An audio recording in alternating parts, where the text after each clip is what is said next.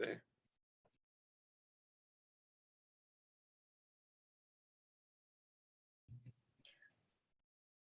Okay, let me just see if I Oh, can. that's great. I can see it if I miss one. Yeah, hold on. I just have to Kleenex.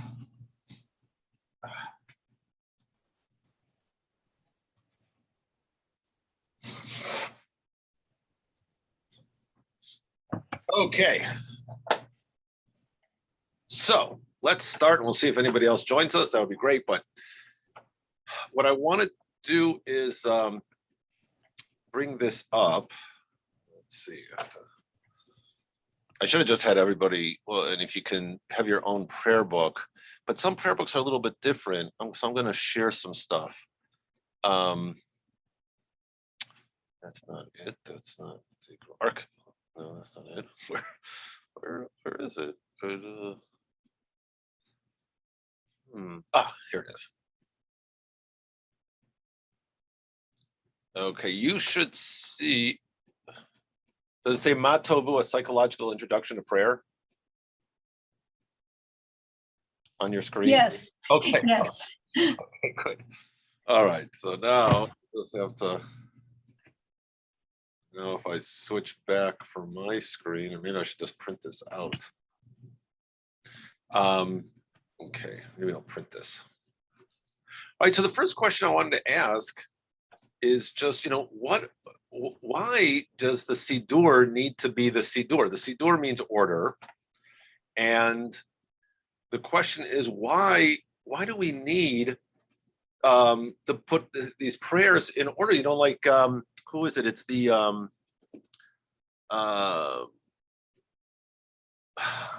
who's the religious group? They're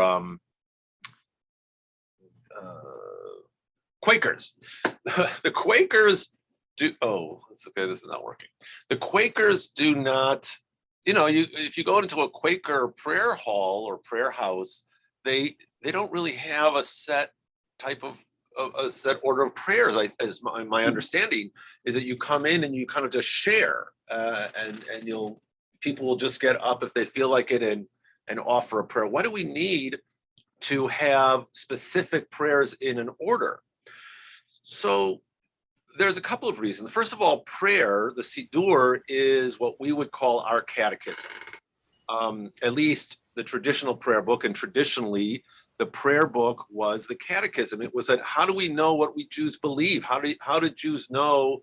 How do we instill to the next generation what the core values, the core beliefs, the concepts are?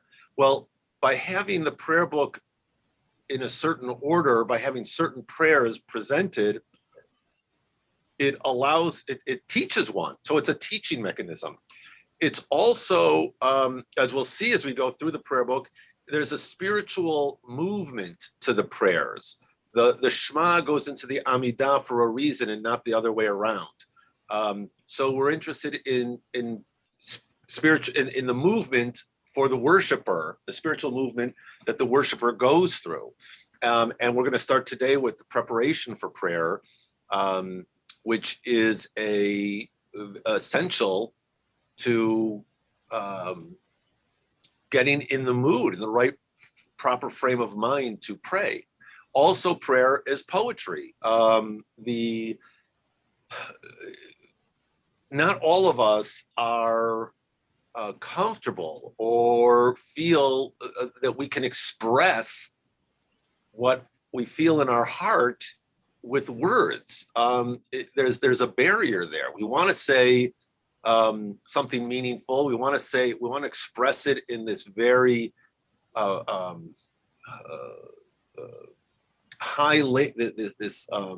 exquisite language, and we struggle with that. So the prayers as presented to us are already given in the language is exalted. Many of the prayers have allusions or quotations from biblical literature, and so a lot of the work of creating a poetic expression of how we feel has been done for us. So that's the reason to have it in an order. So but now I want to go to start us off today. We're going to look at two poems, and hopefully we'll get beyond that. But two poems, at least to begin with, which, and this work is all taken from Dr. Reuven Kimmelman, who's one of the great scholars of liturgy today, great rabbinic scholar, teaches at Brandeis University. He was a professor of mine. He's still teaching. He's pretty remarkable. And we're going to look at his interpretation of two opening poems that we're pretty familiar with, but not necessarily at the beginning of services. I think in our daily prayer book, they have the Ma Tovu, but they don't have the Adon Olam at the beginning. In many traditional prayer books, the two poems that were at the very beginning of worship was the Ma Tovu paragraph and the Adon Olam. We're used to singing the Adon Olam at the end of services, but in traditional prayer books, it's often at the beginning, and we'll see why. Because these are two introductions to prayer. There are lots of barriers to praying, and the Ma Tovu, according to Rabbi Dr. Kimmelman, is a psychological introduction to prayer to get us over some of those psychological barriers. And the Adon Olam, which we think of as this coda at the end of services, is, in his understanding, a theological introduction to prayer. So we'll look at those now. And you guys are still seeing it on the screen? You see Ma Tovu? Yes. Okay, Yes. great. I never know what it's showing. Okay. So first of all, we can say that if you looked in, some traditional prayer books that have explanations, and they say, well, why is Ma Tovu at the beginning? They would give explanations like this. There are 10 words in the verse, in the second verse, Va'ani berov chasdecha, and you need 10 people for a minyan. And there are 3 expressions of prostration in this poem. Because we have to pray 3 times a day. So this is the way that the tradition explains it. But Dr. Kimmelman says no. This is an introduction to prayer. It's a way to break through the psychological barrier that a person coming to the threshold of the synagogue might have. So let's look at that. I just got my thing here. There we go. So the first question that we might ask of Ma Tovu, and I should have had the English translation here, but is why does this verse open up the poem? Ma Tovu ohalecha Yaakov mishkenotecha Yisrael. Do you know where that verse comes from? No. It's from the book of Numbers when Bil'am, the prophet for hire, goes out to curse Israel, right? He's been paid by Balak, or even promised gold in payment, to curse the Israelites who are making their way through the desert. And Bil'am goes, and at first he says, I can only say what God allows me to say. And then he goes anyway. And every time he gets ready to curse Israel, the curses turn into blessings. And this one line, Ma Tovu halecha Yaakov, is one of the verses that he recites. So instead of cursing Israel, he says, how goodly, how beautiful are your tents, O Jacob, your dwelling place is Israel. So why would we, you're starting your prayer day, and the first thing you're going to say is you're going to pray words of a foreign prophet? I mean, he obviously blessing the people, but why not? Gosh, you could use, Psalms, which is what the other verses in this paragraph are from. Why that? Well, I think the first thing is that it kind of gives us a message. It gives us a message as the prayer, the worshiper starts the day, and it's a reminder to us that whatever is going on in our life, we can turn through worship, through our experience. And again, what is worship? But our attempts to connect with the divine. by connecting with the divine or attempting to, we can turn the negative into a positive. We can turn a curse into a blessing.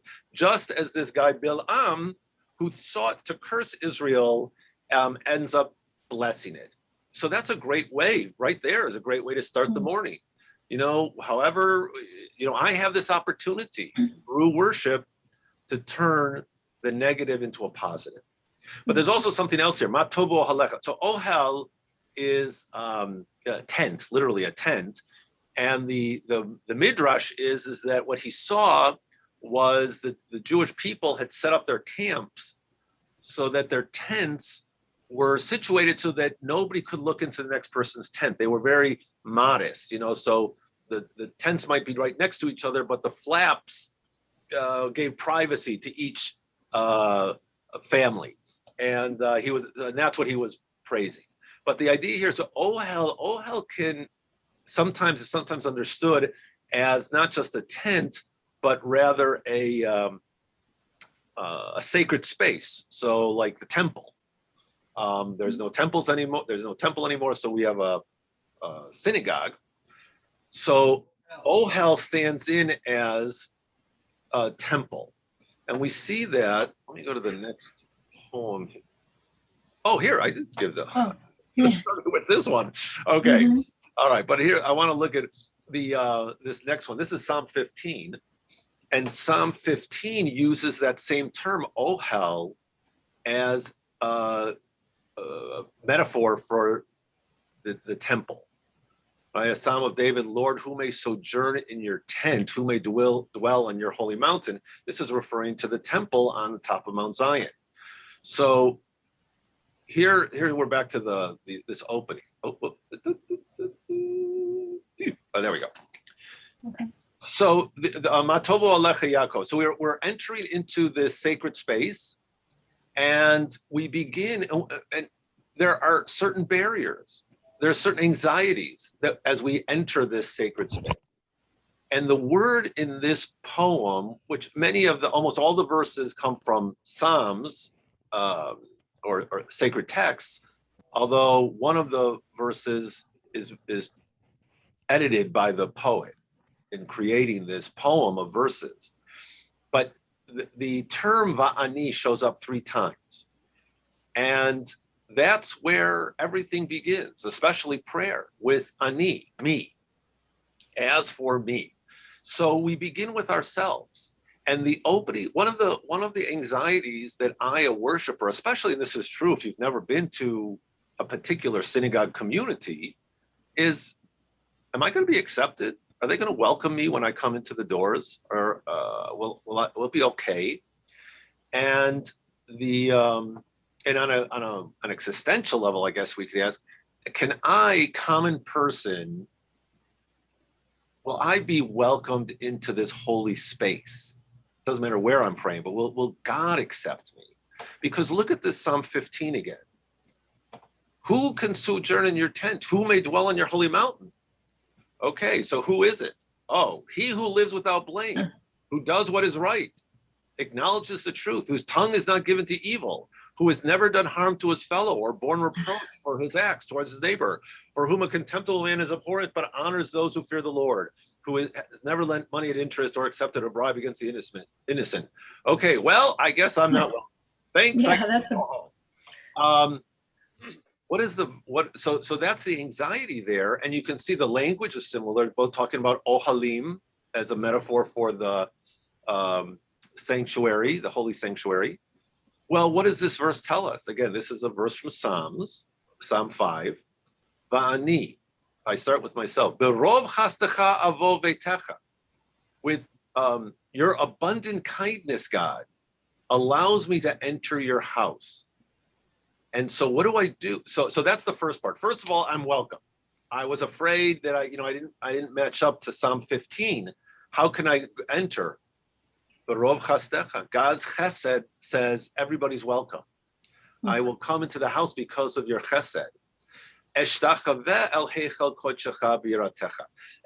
so now I, the worshiper, responds with an action. I bow down to God in this place out of reverence. in awe of you. Sometimes translated as out of in fear of you, but I don't like that term for yirah, because it's such a negative emotion, fear. So here it's really out of reverence. So you've been kind to me, I respond in kind, and I bow down to you. And then we continue, Adonai, ahavti ma'on beitecha. Adonai, I love the dwelling. I love being in this place, the place where your glory resides. But now I've got another, I'm missing a verse here. Va'ani eshtachaveh ve'echra'a evracha lifnei Adonai osi. So now, I have to go back here to me. What's the second anxiety I have is, oh, right. Okay, so now that I've been accepted, it's like I've been welcomed into this place that I didn't know I could go. Am I doing enough? Am I giving enough of myself? So we have here, eshtachaveh ve'echra'a, that I will prostrate myself and bow. I'll kneel before my maker. I see that translate evracha lifnei Adonai osi. I will, here they're taking this translation, evracha, not the meaning of blessing, but, a berach, we've talked about this, berach is also a knee. So I will kneel before you, but it could also be blessed. You could translate it that way too. I will bless before you. I will say blessings before you. I just want to point out the development here. Up here, va'ani berov chastecha avo beitecha, I come into your house and I bow to the heichel kodechecha, your holy sanctuary. But as I've become more comfortable, confident in my place here, now I am bowing, and the bowing is intensified, right? Eshtachaveh ve'echra'a evracha. I bow, I prostrate myself, possibly translated as I kneel, not before the heichel, but now before God. We've moved from a focus on the space, the impressive space, and if this was written, if that psalm was written during the time of the temple, at least during the second period temple, it was supposed to be very. Wait, Mike, I think one of your. I'm getting feedback. I understand. All right, here, okay. Oh, now I guess you can now unmute. All right. Anyway, the second temple was supposed to be extremely impressive. So if this poem came, or if it was recited at that time, wow, I'm in awe of this place. But now it's what am I bowing to or directing my worship towards? It's not the place. It's lifnei Adonai osi. So we've moved here. The worshipers moved on from the impressive place that has created this sense of awe to direct connection to God. And then here's another va'ani. So so we've got the first anxiety is, will I be accepted? Second anxiety, am I doing enough out of gratitude? Third anxiety is going to be, when's a good time to pray? Am I only limited? Are there certain times? We know that according to Jewish law, there are times when you're obligated to pray. Va'ani. So once again, va'ani, I'm focused on myself. What about me? When should I pray? Tfilati lecha Adonai et ratzon Elohim. And here we have, okay, so the translation here doesn't fit with the other. May my prayer to you, Adonai, be at a favorable time. We could translate it as va'ani. As for me, once again, as for me, my prayer should be at a favorable time. So the idea here is there's all time is favorable.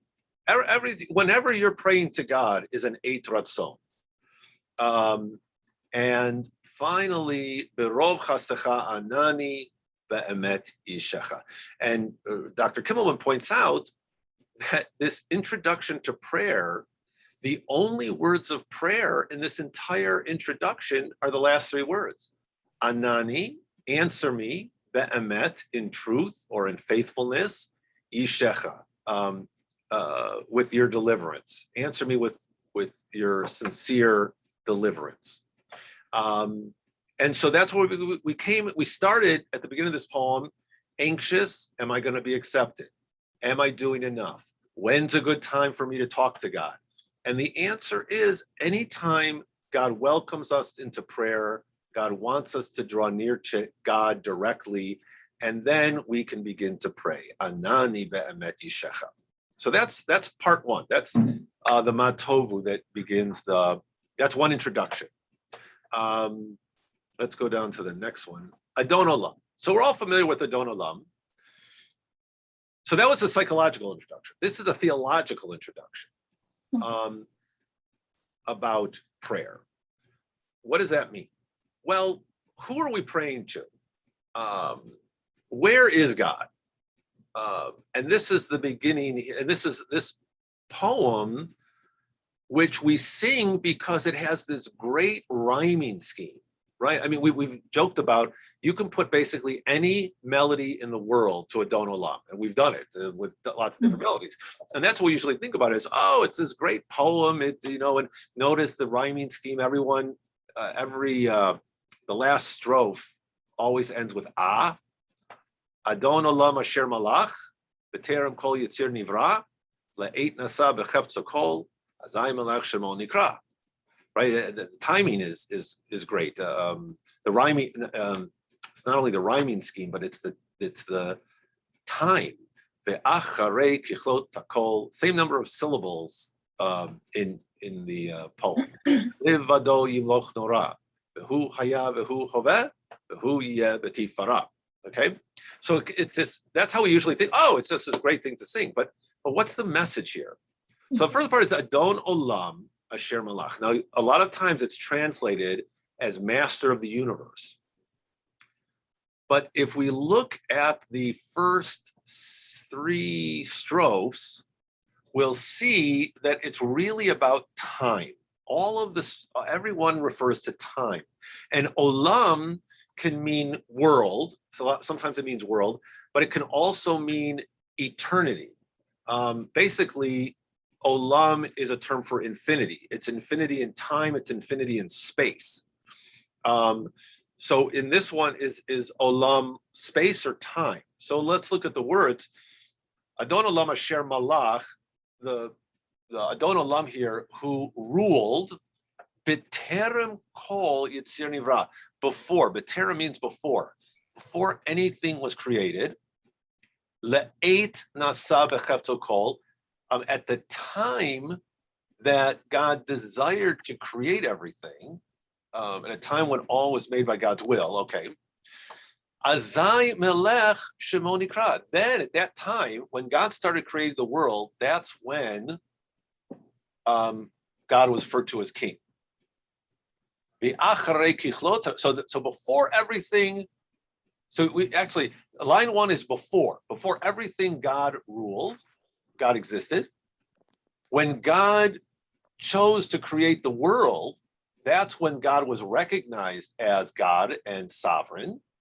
And then the third line, be'acharei kichlot hakol, after the end of everything, kichlot here, hakol means everything, of course, but lichalot can mean to destroy or to end something. So be'acharei kichlot hakol, after everything is over, livado yimloch nora, God alone will rule in God's awesomeness. The awesome one will rule. That's how they translate it here. So you have here before, contemporary, now, present, and future. So Adon Olam here has to mean God of eternity, eternal God. Maybe it's a better way to translate. Eternal God that ruled.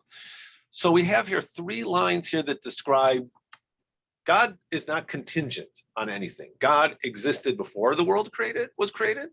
When God decided to create the world, then God was called king. This is also an important idea that's found throughout Jewish tradition. God needs humanity to be truly God, even though God exists without us. But for God to fulfill God's godness, God needs the world. And then at the end, when nothing else exists, when the time comes and time is over, God will still reign, whether we're around or not. And then to sum it up, we have here a line: "V'hu haya, v'hu hoveh, v'hu yihiyeh b'tifara." God was, God is, God will be in God's beauty, or how they translate here, God's glory. Okay. And Dr. Kimmelman points out very nicely, says that this is a poem. This is a written poem. We don't know who wrote it, although there's a good possibility, as we'll see, that it was written in Spain and possibly by one of the great Spanish poets, Ibn Gavirol. And the poet has, instead of saying God is eternal, which he did kind of say that at the beginning here, he has given us an image, right? It's how do you imagine God as infinite? Well, it's very hard. It's very hard to imagine infinity, but if you say God was, God is, God will be the sovereign and the ruler and is always there, that's a much more poetic way of expressing infinity. Well, now we go to the next line. So that's the first part of the, theologically, that God exists, God is eternal. Then we have V'hu echad ve'ein sheni. God is one, and there is no second. Now, that logically is not necessary. I mean, obviously, if God is one, then it's pretty, you don't need to say, and there isn't a second.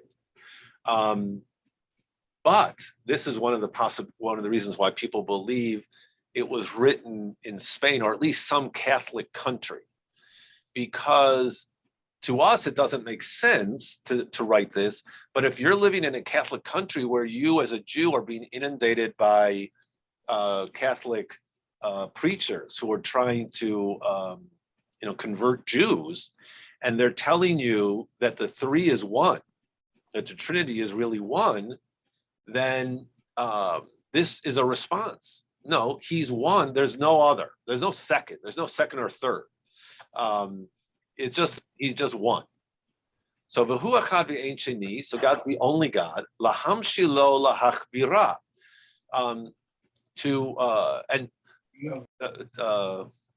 How they translate it here?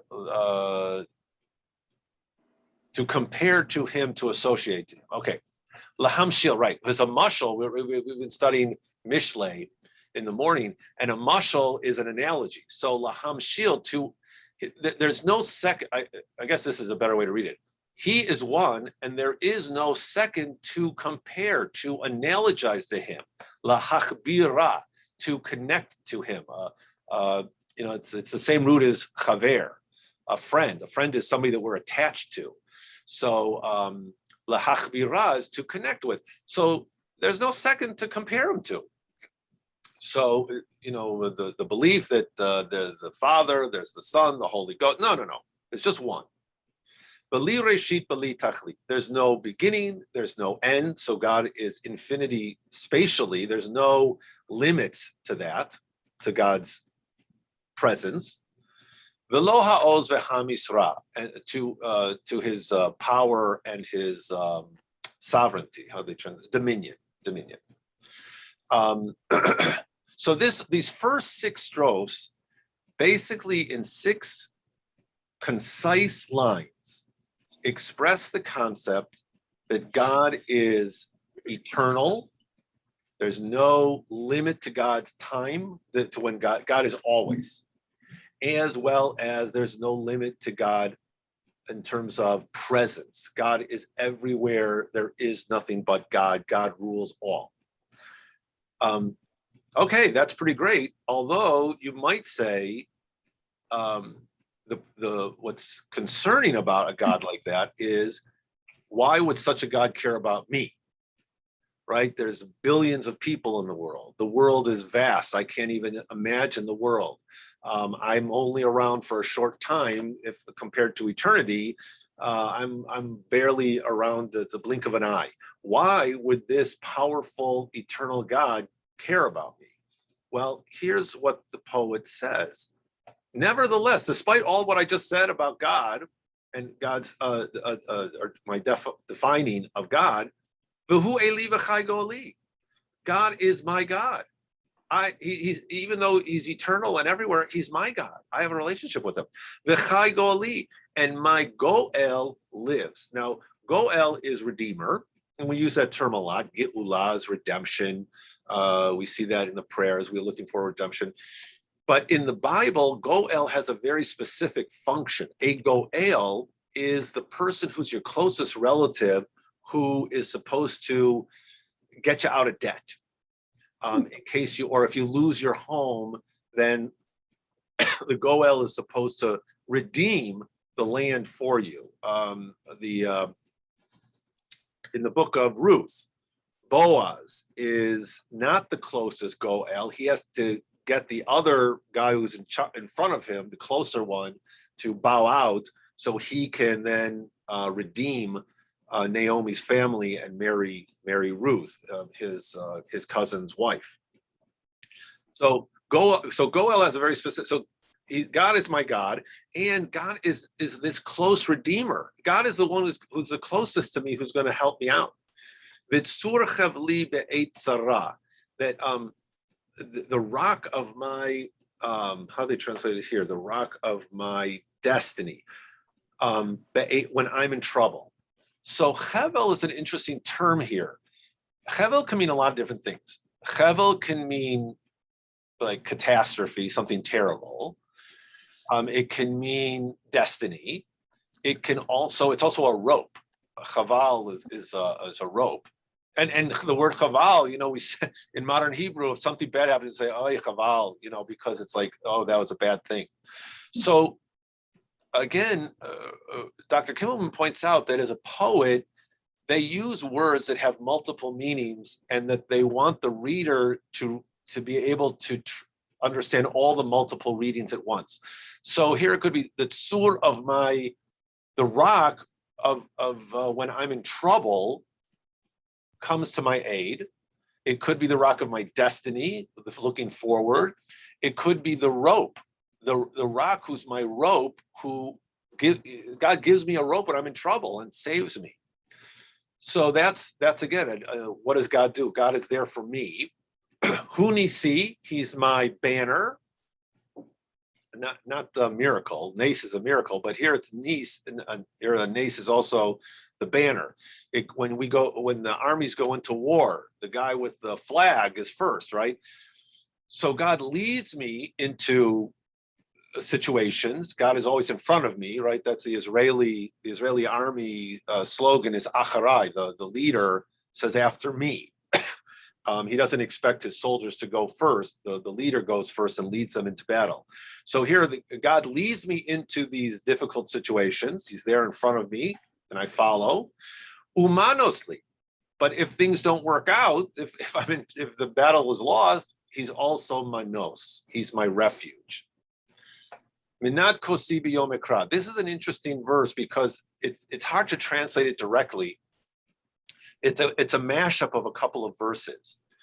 So the verses are, I kind of remember, it's the Minat, let's see, it's two verses here. I should have given it. They're both verses from Psalms. First one is Adonai Minat Chelki V'Kosi. The Lord is my portion and my cup.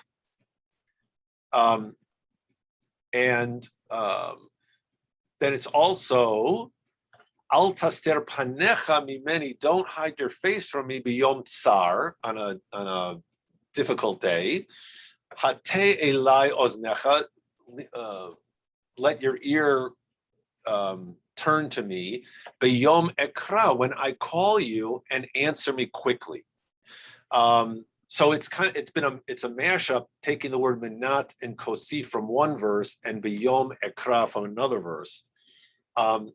meaning that God is my portion. God is who I'm connected to. God is there for me when I call out.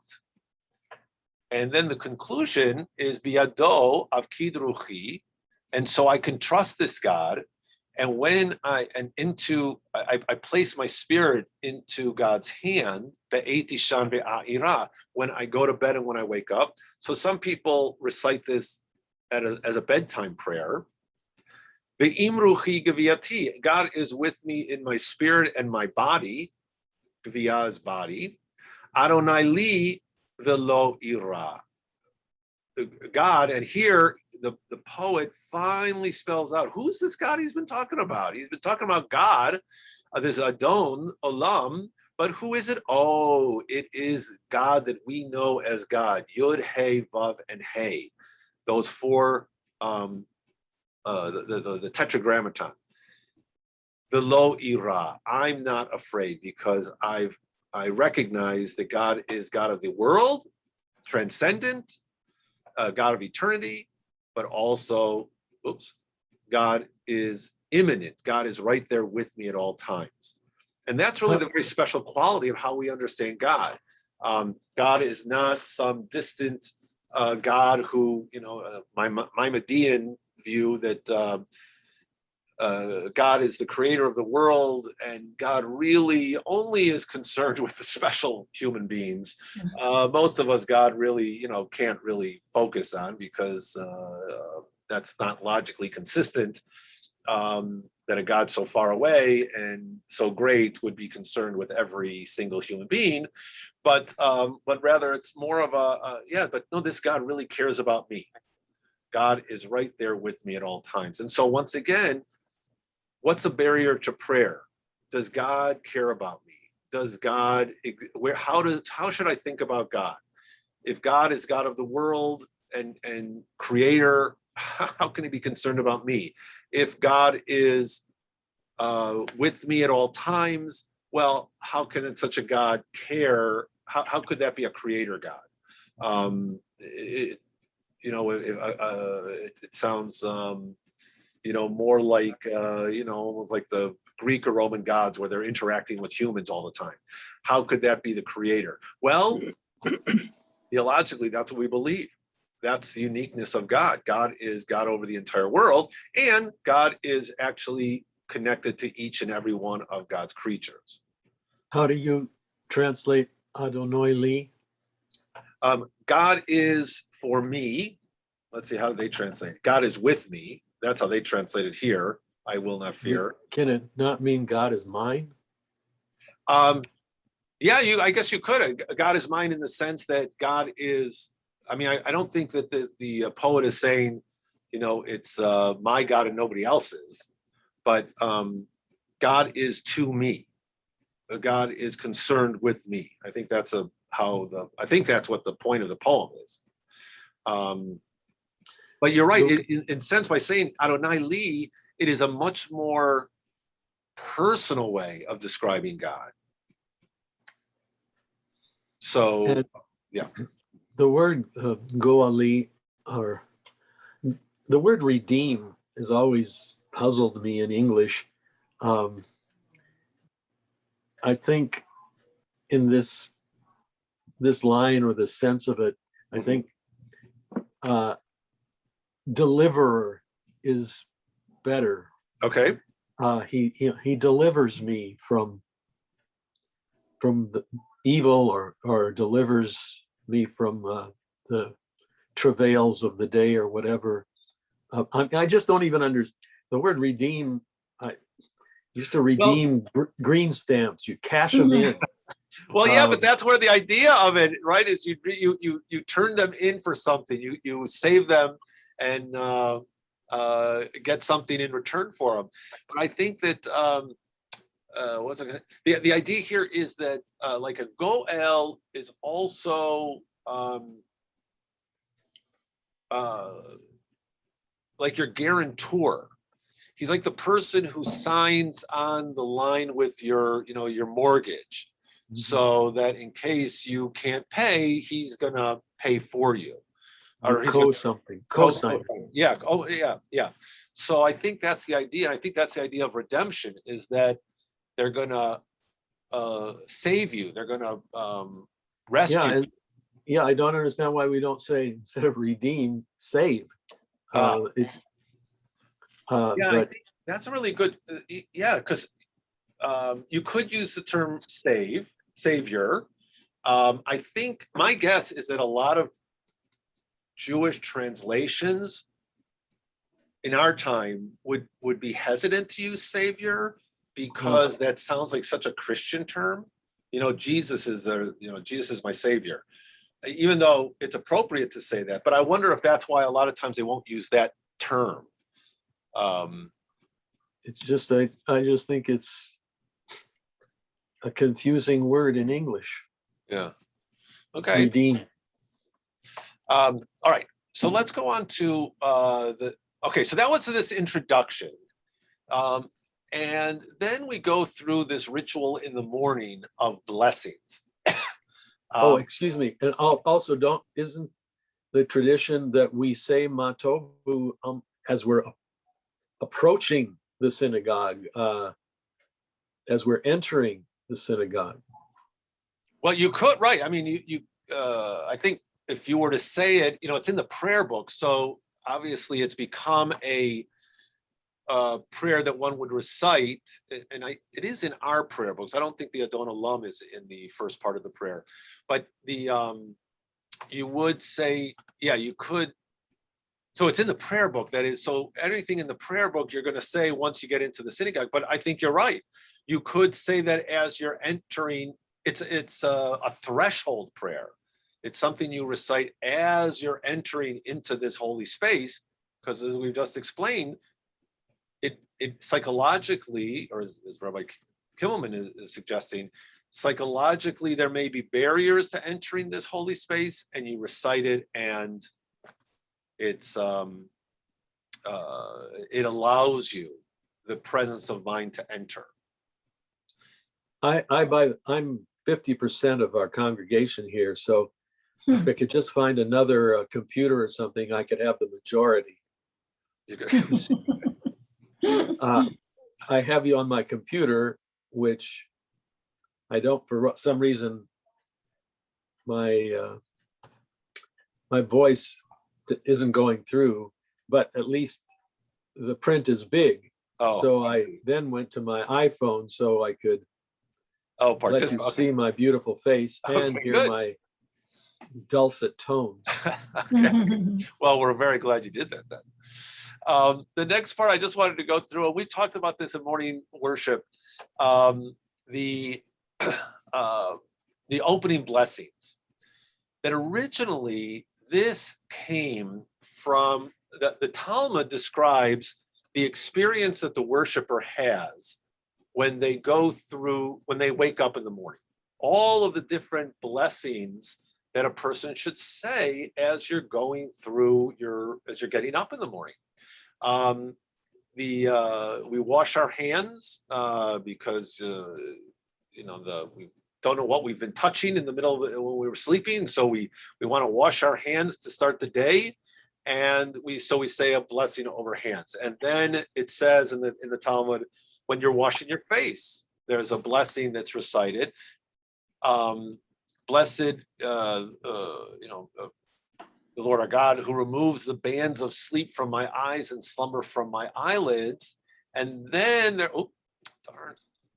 then there's this long then there's continuation of the blessing that we recite, although notice that we don't say this right away. We don't say this first. We say this at the end of the blessings.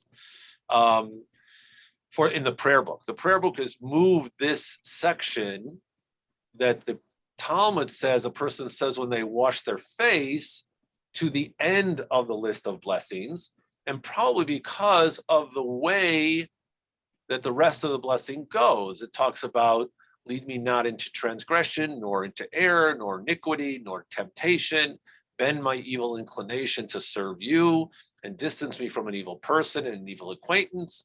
Help me attach myself to the good inclination. Grant me today and every day grace, loving kindness, compassion in your eyes. Blessed are you who bestows loving kindness on your people Israel. which is, let's see what I got next here. Oh, so that's been moved in our prayer book to the end. Again, probably because even though in the Talmud it says you say this when you wash your face, in the prayer book, because of the majority of the paragraph, it seems better to put it after this list of blessings. We get to Why is it that regarding removing sleep from my eyes and slumber from my eyelids, why is that, regardless of Rob Weber's rebelliousness, why is that said silently? wait, what's said silently? The last of the morning blessings. Oh, from that we say. from V'hi Ratzon Milfanecha? No, the all the blessings on page 8, and then you go to page 9, and it has the last one of removing. Yeah, I don't know. I guess that's a custom. The only thing that it might be is because sometimes in some prayer books, it's written as if the blessing part, this first line, who removes bands of sleep from my eyes and slumber from my eyelids, and then they put a space as if this is a new paragraph. And so, and some codes suggest that you should not split it, because in the Talmud it's all one. It's all one piece. But if you break it up, let's see if I can do that here. If I break it up, right, like that, it looks like it's two separate pieces: the blessing and then this little paragraph.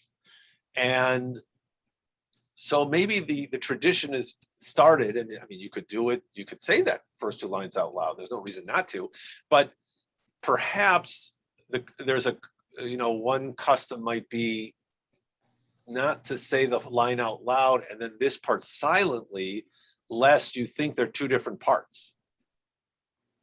You see, It even says it in one of our other prayer books that you say this, I think it says either silently or softly, or it directs us. And come to think of it, the way our prayer book is formatted, they do squeeze the entire prayer onto one page if it's at all possible. And yet this last one, it's on the next page. Oh, as though it's not part of the morning blessings. Wait. Oh, you mean the whole thing from Hamavir Chevle Sheina Me'ana? No, I'm saying above that. The blessing removing sleep from my eyes and slumber from my eyelids is not on the same page as all the previous blessings that we say on page 8.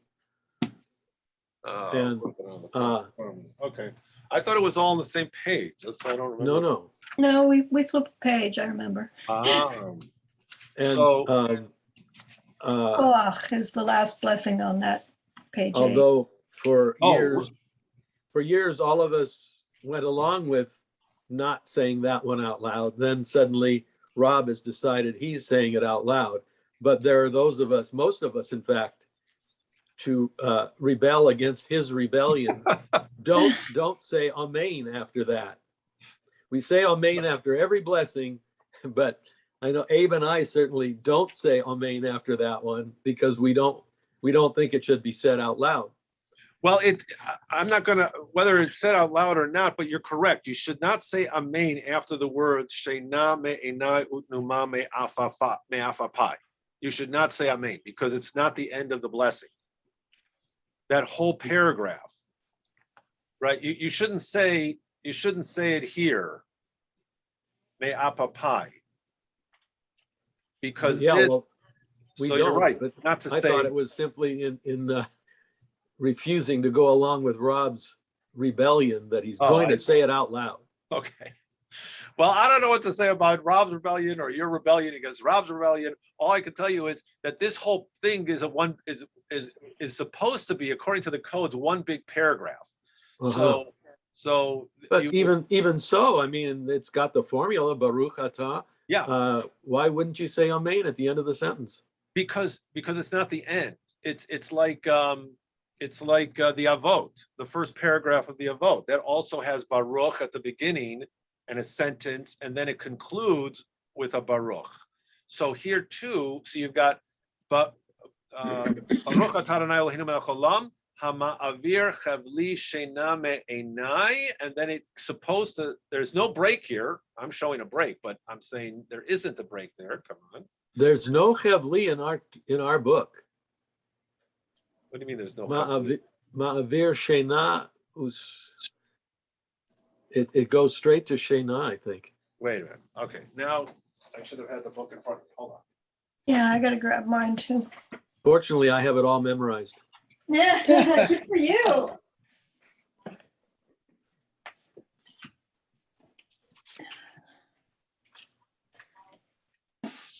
Oh, hold on. No. In our prayer book, if you look on page 10, Yeah, this blessing is all on the same page. correct. Right. And- What Rob is responding to, and for whatever reason the editor chose to do this, he put a paragraph break between the end of the first line of the blessing, Utnuma me'afapai, and the word. Yehi ratzon. Oh, you're right. And that is he changed he did change it here. Ma'avir Sheina. Ena. Very good. That was good memory. Yeah, so he took the word chavli out, but it's still Well, it's not that he did. I don't think it was in our previous prayer book either.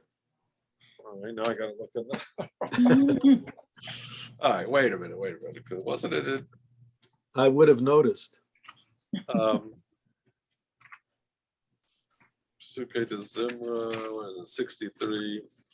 But see how it's on a different page where normally he will put an entire prayer together before you're turning a page, unless it's so long that you just have to turn the page. But No, but if you're looking in our prayer, the prayer book that we use, page 10, yeah, it's set up like this. It's I know. set up with a break, but they're all on the same page.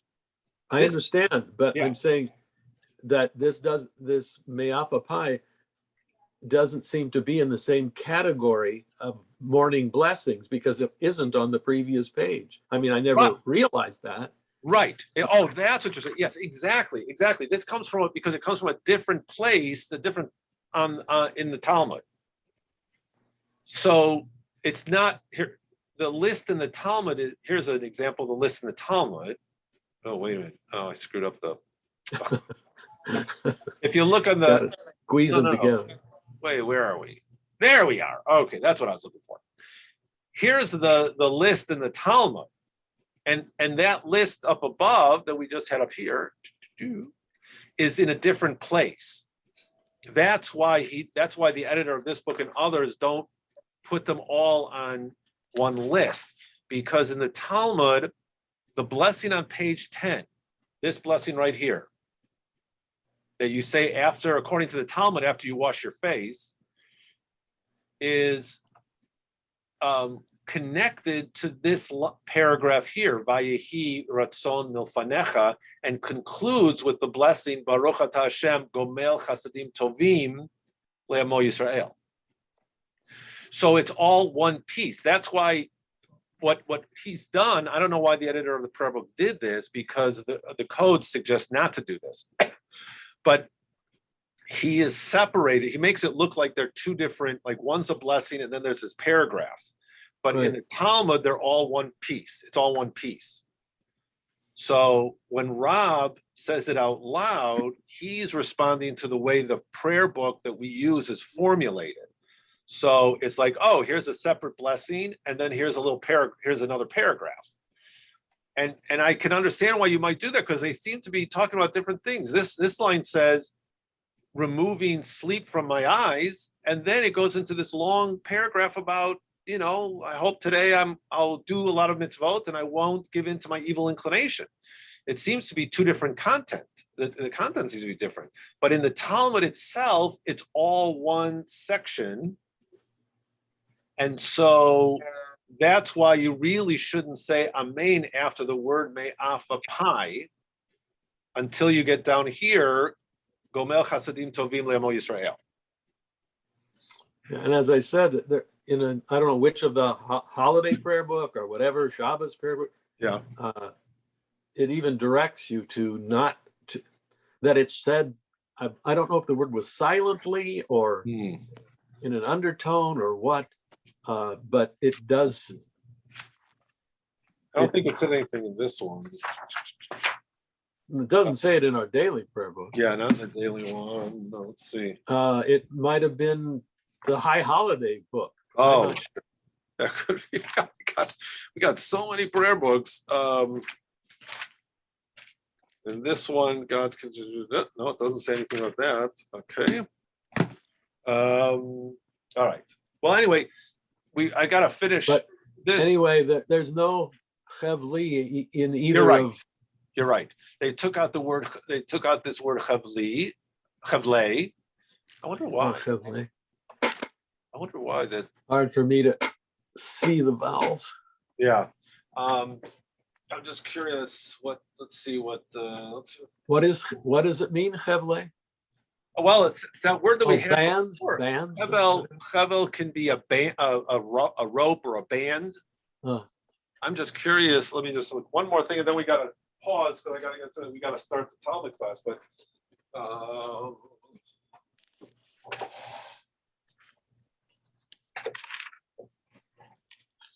okay, let's see what Jonathan Sachs says in his prayer book. Okay, so in his prayer book, so Chevlei, I wonder why. That's a good question, which I don't have. What's Chevlei Varzel? That's somewhere else. Right. Well, there it's bands of iron. But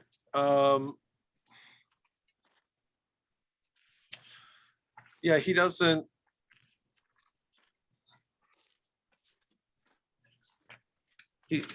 So he doesn't. But he's got it together, and that prayer book, he has the whole thing, the two pieces.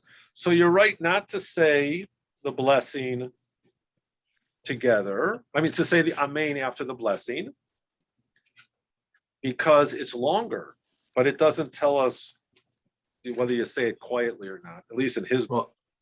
I thought I was just standing up for tradition when I refused to say amen. Well, okay, well, you obviously intuitively you knew not to break up that paragraph. All right. So next week we'll start with the blessings, the list of blessings, and how they relate to the experience of the worshiper, and we'll move into Baruch Shamar and Ashrei. So okay. So now we're going to switch. Yashakor. All right, Baruch let's see, I'm gonna turn that off. Save. And we're gonna come back to this. Oh, hello, Nancy. All right, we're gonna move into our next class. Okay, I gotta go. I wish I could stay, but. All right, well, I'm gonna stop recording.